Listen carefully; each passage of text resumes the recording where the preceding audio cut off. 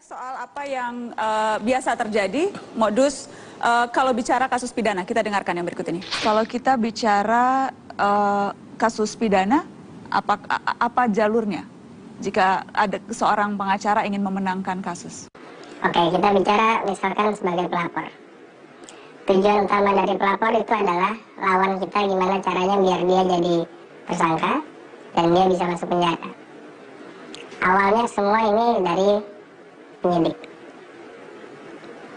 Gimana cara kita buat laporan polisi? Sama dengan tadi di perdata, kita harus diskusi dulu dengan orang yang bakal melakukan penyidikan. Kita mau memastikan dulu bahwa orang yang melakukan penyidikan itu memang orang yang bisa bekerja sama.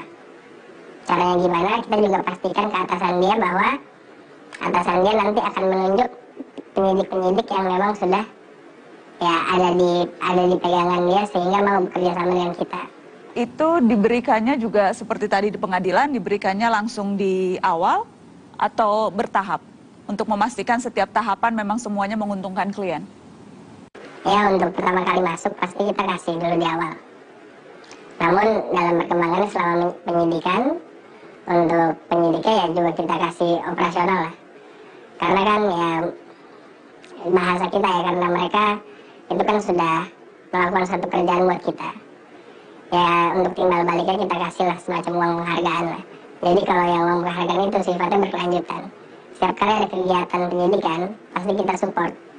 Karena kita tahu sendiri, tanpa ada support dari kita, sebenarnya anggaran mereka juga terbatas kan. Kita dan klien maunya, mana mau klien nunggu 1 tahun, 2 tahun. Dia nggak bakal datang ke pengacara, dia pasti mengurus sendiri. Atau mencari orang lain yang bisa. Tapi gimana cara biar cepat itu ya kita keluarkan operasional terus. Jadi ya tidak ada alasan untuk penyidik itu ya nggak segera memproses kasus kita. Uang operasional setiap kali datang itu range-nya antar berapa?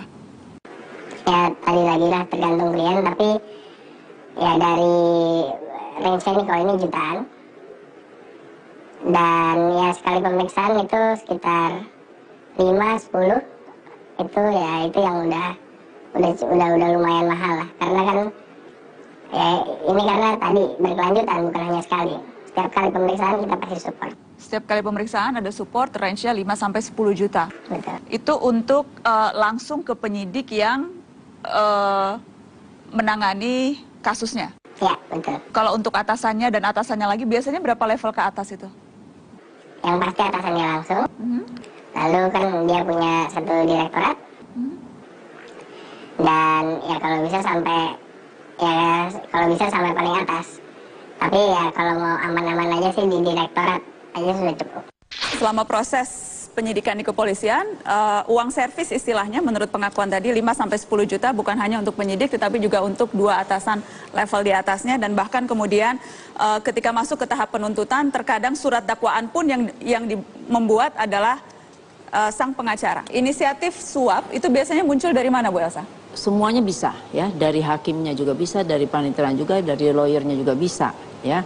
Tetapi kalau kliennya lurus-lurus saja juga hal itu tidak terjadi. Nah bagi saya inisiatif itu bisa, kalau misalnya inisiatifnya dari hakim itu seperti apa?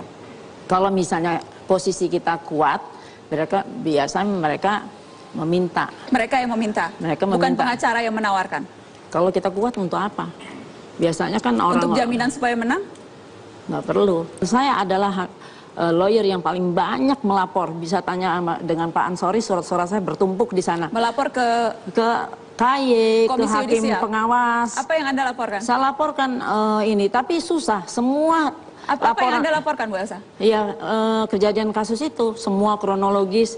Dan selalu kita laporan saya itu dinyatakan tidak masuk kategori KY. Dan kalau dari pengawas itu nggak pernah ada jawaban. Apa misalnya yang Anda laporkan? Laporan kode etik, laporan dugaan apa? Saya laporin perkara ini juga aneh kan. Sebetulnya untuk mengatasi ini ya, kita harus eksaminasi putusan. Kalau lihat kelakuan, kita kan bukan KPK, bisa lawan kita menyuap hakim, mana bisa kita tahu. Kalau ditungguin sampai kuda gigit besi juga nggak akan saya bisa nemukan itu, dan KY bukan kewenangannya KY. Jadi saya menganjurkan untuk pembersihan ini harus ada eksaminasi putusan. Kalau putusan aneh yang udah jelas-jelas harusnya B jadi A jadi udah. Dan itu kemudian kencang tercium ada aroma suap di situ. bisa kelihatan dari putusan aneh. Sekarang kita lihat perkara, saya udah pernah melapor perkara minimal tuh 6 bulan ya sudah ada putusan. Nyatanya bisa 2 tahun nggak putus-putus. Terus kemudian kita misalnya sudah menang di MA. Terus putusannya nggak pernah dikirim-kirim kita. Pernah ada perkaranya saya itu kita udah menang di tingkat pertama menang, tingkat banding menang. Baik. Terus lawan kasasi 5 tahun belum nyampe ke saya. Sampai saya lapor kemana-mana. Sampai saya terkenal jadi lawyer pelapor kemana-mana.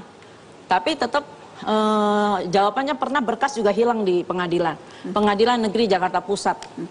Dan Anda menduga kuat itu ke dalam. Gini, mungkin permainan. Ditahan perkaranya. Karena dia takut Baik. kalah di kasasi, dia tahan perkara saya sampai 5 tahun. Permainan itu bisa kelihatan sejak awal. Istilahnya ada sponsor. Misalnya pelapor, ya. Kemudian dia selalu mengawasi. Semestinya dia hanya sebagai saksi korban pada saat sidang pertama itu ya. Atau pemeriksaan saksi yang pertama diperiksa. Tapi bisa sampai terakhir, dia mengikuti terus proses ya. Dan ini sudah ada titipan, targetnya orang ini harus nyatakan bersalah. Dan konon yang demikian itu, si pelapor mulai dari tingkat penyidikan, dia sudah bermain dengan penyidik. Saya sama Elsa mengatakan perlu kewenangan KY, kalaupun tidak ada lembaga khusus, tidak hanya terbatas pada perilaku, tapi juga terhadap teknis peradilan. Oke. Kenapa? Karena itu akan kelihatan dari bentuk pertanyaan hakim yang mengarah setiap si penasihat hukum akan memotong pertanyaan atau sudah mengajukan pertanyaan yang merupakan kebenaran material, itu selalu oleh si hakim berusaha dimentahkan lagi. Karena kalau ini mentah, ini tidak akan bisa dijerat. Sehingga fakta-fakta persidangan itu pun bukan material warhid yang didapat. Separuh kebenaran itu lebih buruk dari seluruh kebohongan. Lebih dari separuh hakim tidak bersih. Saya nggak menurut bisa Anda? presentasi, soalnya nggak pernah menghitung ya.